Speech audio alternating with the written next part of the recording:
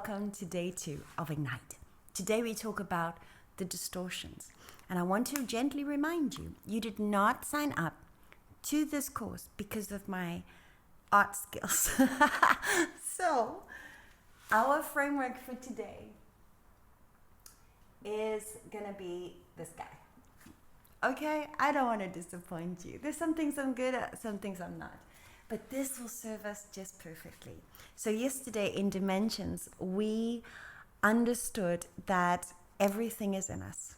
We have, from the seed that has all the light, came into these waters, became carbon, but I am carbon, I am crystalline, and I am light. And now we are bringing in the fourth dimension fire to purify this light and then to arise as we truly are. That was all in Dimensions. If you haven't watched it, please go back and watch that day 1 before jumping into this one, because we're going to take that further. So when we understand that we are limitless potential, this is about as scary as someone saying you are only allowed to live in this 1 by 2 meter jail cell, yeah? The paradox of the matrix, or the limitation of who you have been told you are as an identity. And so very early on, I kind of was looking around, and besides trying to just be normal and fit in and belong and all of the things that we do to survive, I really understood that I could kind of be anything. You know, that's kind of the matrix lie. You can be anything you want to be. You can be anything you want to be. And because limitless potential is real, we kind of fall for it. It's taken me 46 years to realize I cannot be anything, just anything, but I can be completely who I am. But I didn't know who that was for a very, very long time. Someone that I could be versus who I am. And the I am is what we're going to talk about today. The master who showed us the I am, the person who set the clock to 0 and then life began. So not just a personal revelation in my life, because Yeshua, the Christ, Jesus, is a revelation in my life. And I actually shared a lot about that story, the first encounter, where I was and how all that recently in an interview. And I'll make sure that I actually pin that down in the box below so you can refer to that. I won't go too much into that. There's the whole story there if you'd like to hear about how I came to that conclusion. But it's not just a personal conclusion, because even if I had not had a personal revelation or a personal relationship with Yeshua, then to try not make me more special than you, or that you don't have access to this because you do, you and I are affected by an entire collective consciousness. No one's alive from 2,000 years ago, but everyone that is present is affected by the stories of 2,000 years. And why? Because there was a man who showed the way.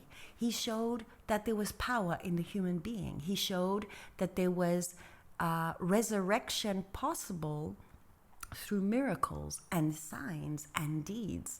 And I took this very, very seriously. Once I connected with his frequency, and I had the kind of moment, I was 6 years old, and Dad was reading me a bedtime story. He wasn't raising us religious in any way, and he was reading me a bedtime story, and I heard the words of Yeshua when he was standing at the well talking to the woman, and I shot out of bed and I said, "Who said that?" And my dad said, "Jesus." I said, "Jesus, Jesus, Jesus. What's his name?" Jesus. Oh, that's what they call him here. And that was my conclusion. It's like, that's what they call him here. And this is the beauty about multidimensionality. When we escape time, we can recall what we just know,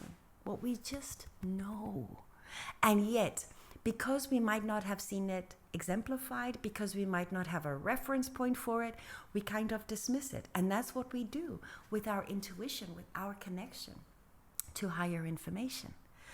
But in his example, so just looking at his example, I took this very seriously, so much so that I spent 22 years in the church. And then I had to leave for exactly what I saw. And I'll tell you why. because we have had an example, and we have also seen it split, and this is what I will say are the distortions. The first one is the mind of Christ. You know, like he had some really cool things to say, like, Satan, behind me. Or, you've got nothing in me. And then he would say really cool things like, as I've done, so can you. As I am, so are you. Right? So, mind of Christ, I wanted to understand this justice, this vision. The second aspect that was distorted was the heart of Christ. What made this man so exceptional is that he was a king and he had spiritual authority. He had a field of power, and his field of choice was love and compassion, washing his disciples' feet, and love and compassion. And the last thing he had, which was really incredible, was the power of Christ. So here we have the heart of Christ, the mind of Christ, and the power of Christ. And this is kind of, we kind of understand. And we understand, and I was like, yeah, I want to heal the sick. I want to heal my body. I want to help people. I want to, all of these amazing things. Now, why is it so hard? Because I tried for 22 years. And what was amazing is the minute you think you're a little bit better, and the religious spirit or the spiritual arrogance of, okay, I'm gonna do great, the conviction comes and the self-doubt. And then it's like, I gotta learn. Oh, there's so much to learn. So there is this beautiful balance of humility. But where does all this distortion come from? You will be amazed. And I promise you it's not personal. And I promise you it's not you that's broken.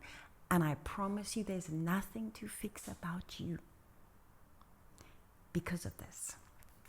I discovered that the way the mind of Christ worked is he worked with the left and the right hemisphere, and that created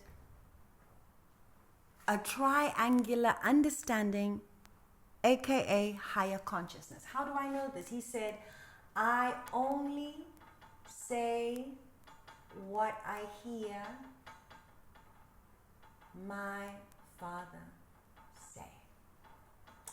And in quantum physics right now, we are realizing that what Christ has done is it actually was an activated pineal gland.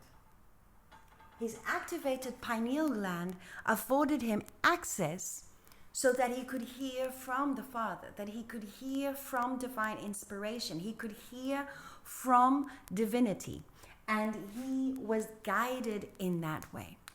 The next thing that, and what happened is, this is the subconscious. So they kind of, the distortion is they split. This is the subconscious. Now, the other thing that they did, his heart, as a man. Now, there's no doubt that he was a man on a mission, right? And we loved that. And it was about love. But there was this one woman, and her name was Mary Magdalene. And Mary Magdalene was not a woman that just didn't have nothing else to do. This was a disciple. This was a committed woman. And then in my revelations, after I'd left the church, what I found was that she actually was his partner. And that makes total sense to me. Why would a man, and I can tell you this even as a spiritual being connected to the celestials, the one most amazing thing in the world is to have intimacy. Is it not? And by them defiling that he was so-called a virgin, he was born of a virgin birth, but why would a man not enjoy sexual pleasure? Well, of course he would. And he actually would need to, according to the tantric principles of the chakras, of actually building up the power.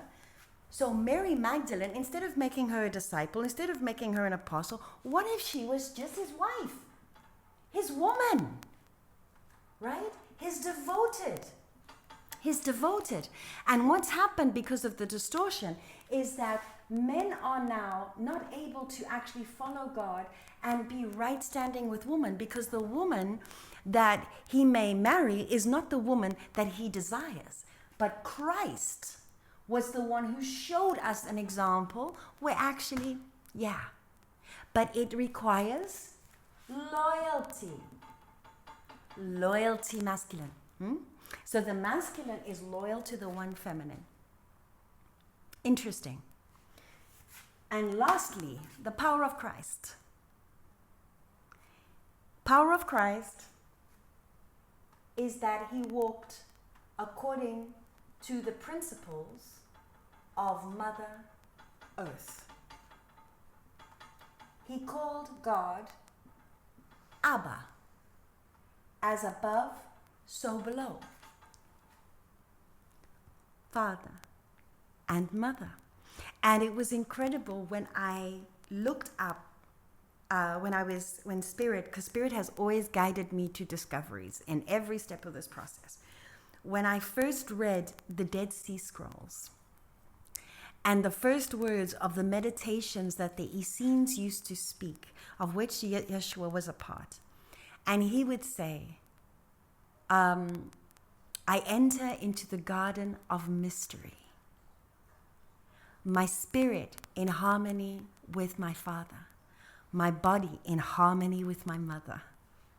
Doesn't that sound balanced to you? Yes, it does. Of course it does. Now, if I understand that I have Mother and Father holding me, what we must understand is that this side of masculine, this masculine side, and the feminine side has all been oppressed. In 22 years that I was in the church, 22 years that I sat in obedience, listening, there was no balance in the teachings because systemically the message of Christ has been distorted. His own message. And that's what religion has done with that story.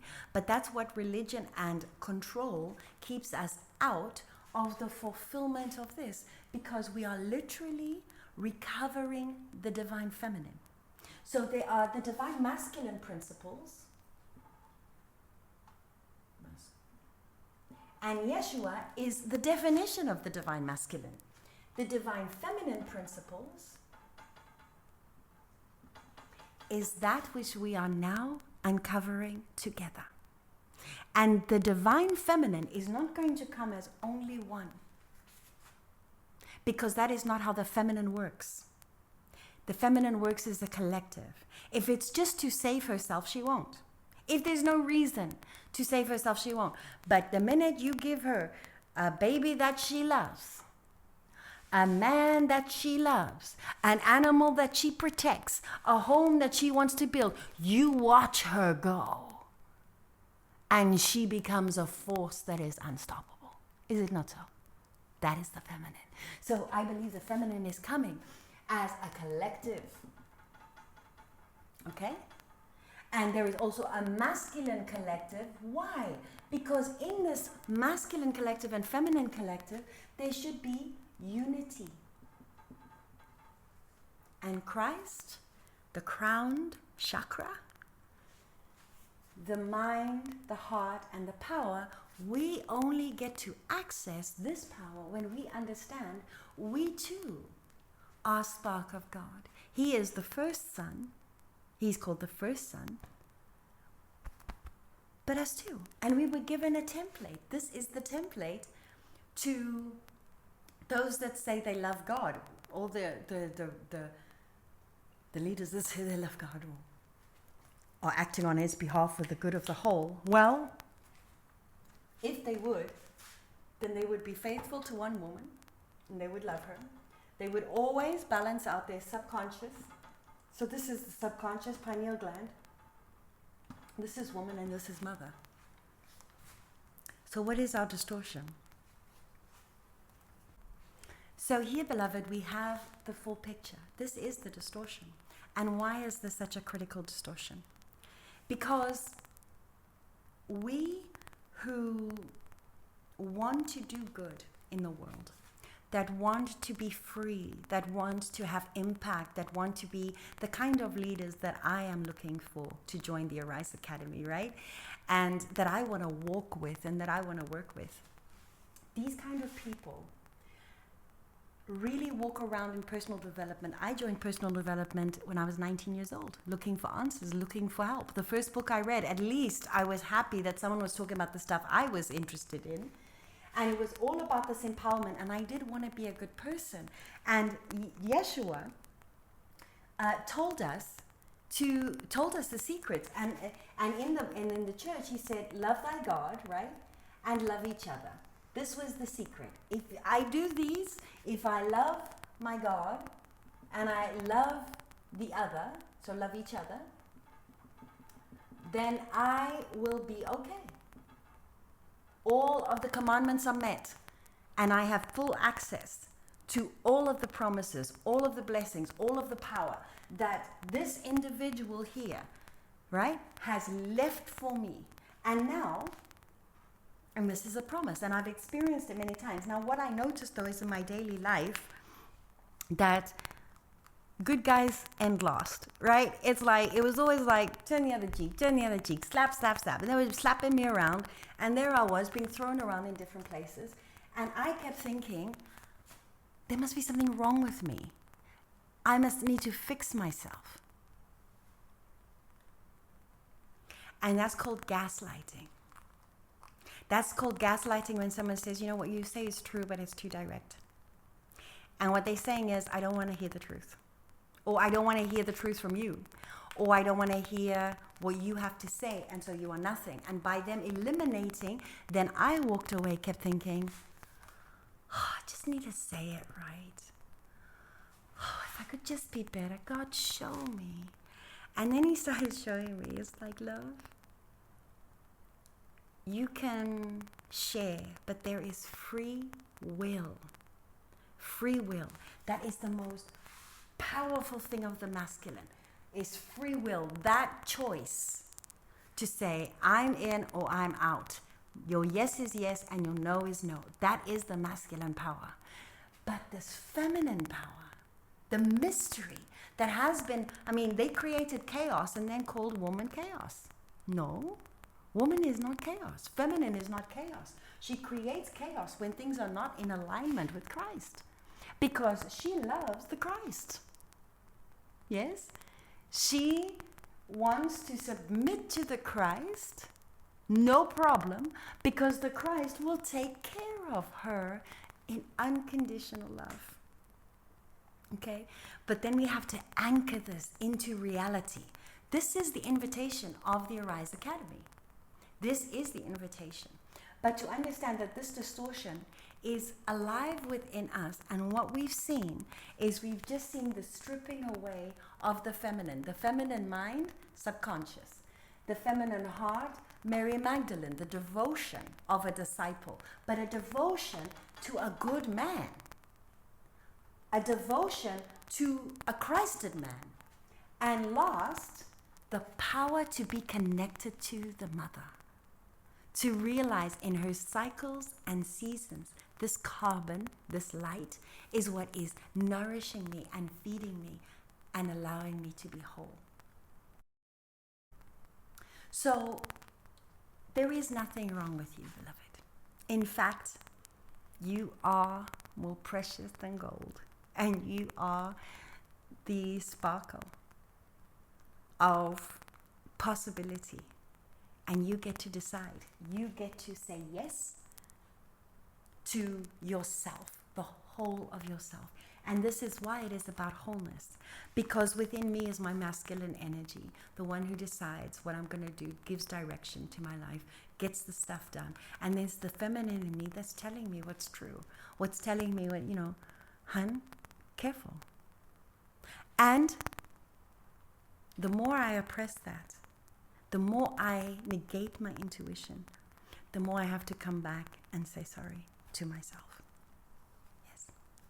So we are learning here to know yourself and to trust yourself. This is the whole goal of the Arise Academy. I can't wait to see you live tonight And I hope this has been insightful. Curious to what you think. Let me know in the comments. Bye for now.